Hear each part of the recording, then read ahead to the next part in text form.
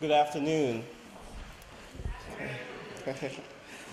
Ella Baker once said that in order for us as poor and oppressed people to become a part of society that is meaningful, the system under which we now exist has to be radically changed. My experiences with discrimination, marginalization, poverty, and seeing structural inequality firsthand led me to be an activist.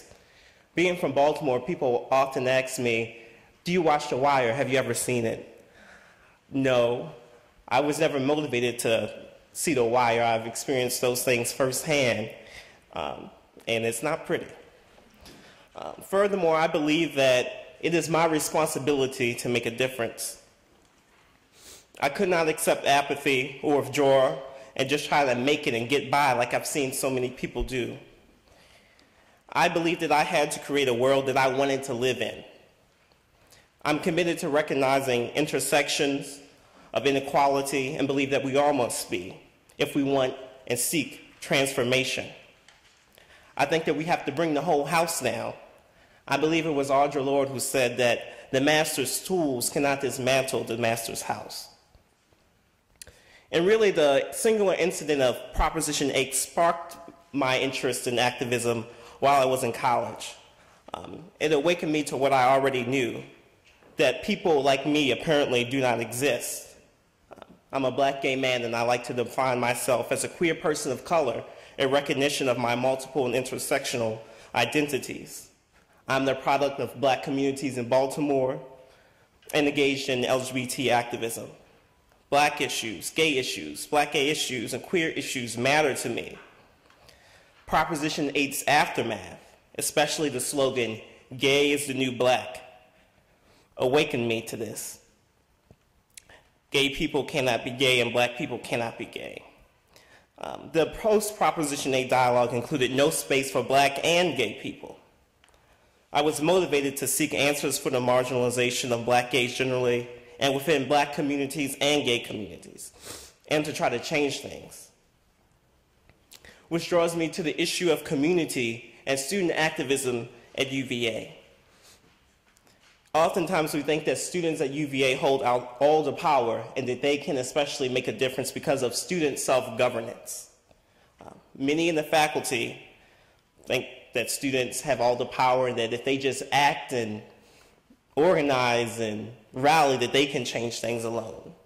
And then administrators think that students have the power to do this too. And students think they have the power, but they realize that they don't really have the power, they don't really have the final decision, so it creates this never-ending circle or loop in which no one has accountability. No one knows the answers. Students are under enormous pressure and change every 4 years. Their impact is limited and fleeting. Administrators, they don't want to test the waters, they don't want to make moves that could harm relations with alumni and powerful interests. And I think that gets to the greater tension of what is community. I think that communitarian ideology is very difficult. We say the UVA community, the Charlottesville community, but what does that really mean? And when we say community, like the black community, it's difficult to know which constituency is relevant, and it's difficult to go beyond symbolic representation to get to substantive representation. Ella Baker once said that, "I've always felt that it was a handicap for oppressed people to depend so largely upon a leader, because unfortunately in our culture, the charismatic leader usually becomes a leader because he has found a spot in the public limelight. Yet, when we say the community, the leaders of the community become the very embodiments of our hopes and aspirations. And when leaders fail, the community can sometimes be set back. I think as activists, we have to follow the example of Ella Baker and not base the movement on ourselves, but on the people, and base it upon empowering the people to take action to help their own community. Also, when we say the community, that allows certain interests to dominate, resource interests. When we deal with the Charlottesville community, is it in the best interest of poor black people who live in 10th and Page, who may see their neighborhood torn down to build new housing for university doctors and students? or is it the students who need the housing? When we say the UVA community, do we mean students like me from diverse backgrounds, or do we mean the Rugby Road culture? When we say alumni relations, are we talking about our diverse alumni, our black alumni, who would like to see the Carter G. Woodson Institute become a department finally, or other alumni who would like to see money continuously piled into the McIntyre School of Commerce? So we have to contest and contend with those notions of community. And I'll contrast my experience here with my time at Berkeley, seeing radical student activism, seeing students go on top of Sproul Hall, the equivalent to, let's say, the Monroe Hall, the administrative building, seeing students march in the streets. That sort of activism here is starting. We had some great movements this year, but it's not very present here. I wonder why. We used to have it at UVA back in the 60s and 70s when there was a need for such activism, but over the time we've become complacent.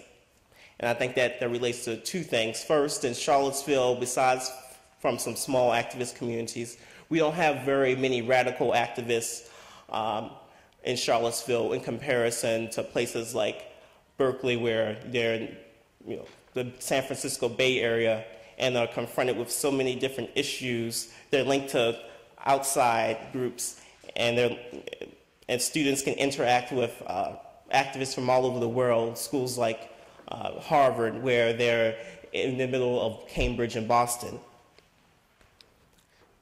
And again, we used to have that at UVA. In 1969, hundreds of students marched on the rotunda.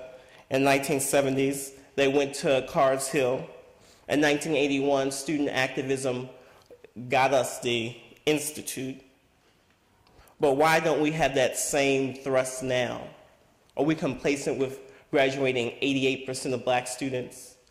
Are we complacent with graduating within that number only 80% of black male students? Again, we need to contest notions of community and really pay attention to which constituency we are identifying when we talk about the community. Maybe if there was direct and targeted activism for black students to be involved in the Carter G. Woodson Institute and not just to be tracked in the pre-professional careers, that would encourage more activism. That would encourage a greater institute in preserving the Carter G. Woodson Institute and hopefully make it a department one day. I witnessed those same notions of community too while I was, what's the word for it? A volunteer with Equality California this past summer in San Francisco. The organization, as you know, from Proposition 8, we were seeking to make marriage equality a reality in California. But again, do LGBT people, do gay people, do they really want marriage equality? Or does that benefit the LGBT middle class to the exclusion of the working and poor class? Do poor Latina lesbians, do they want marriage? Is marriage a pressing issue for them? What about housing? What about jobs? What about education? Those are their issues.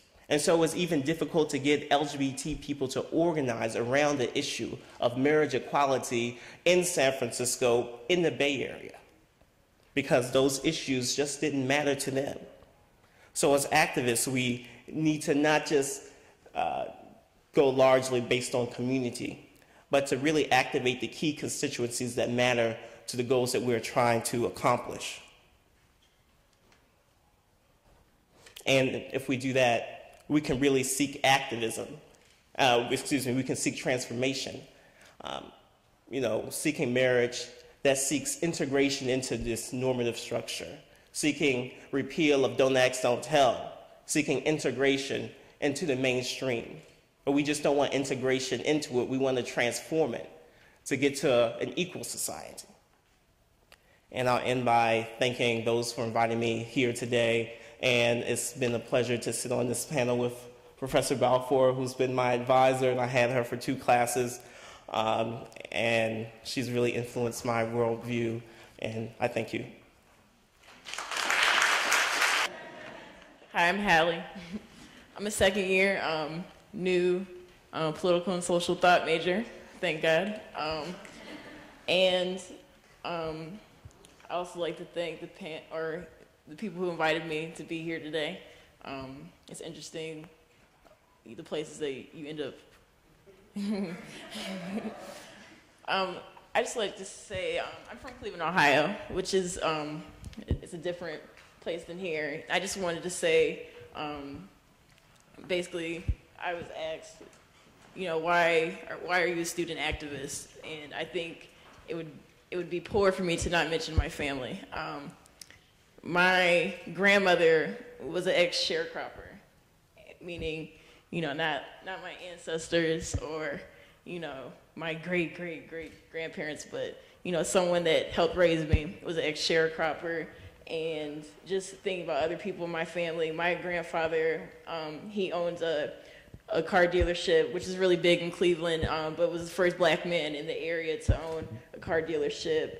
My grandpa also, he used to take hitchhikers and take them home and feed them and do crazy things like that, which was radical during then because my grandfather also has 6 daughters and 1 son, but so he had a lot of children. But if you think about in terms of your history, the things that your parents, things that your grandparents, things that your great-grandparents did, it just makes sense to want to be an activist because in terms like that, they were the first activists.